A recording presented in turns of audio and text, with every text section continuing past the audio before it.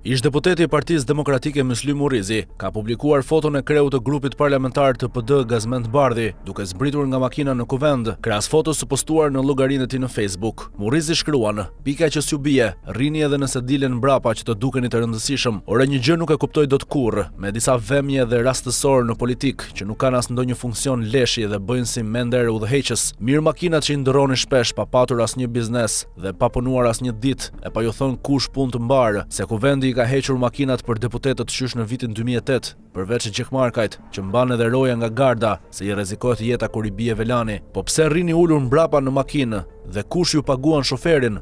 Keni frikë se ju vret njeri? Doni të dukeni të mëdhenj patjetër e të rëndësishëm?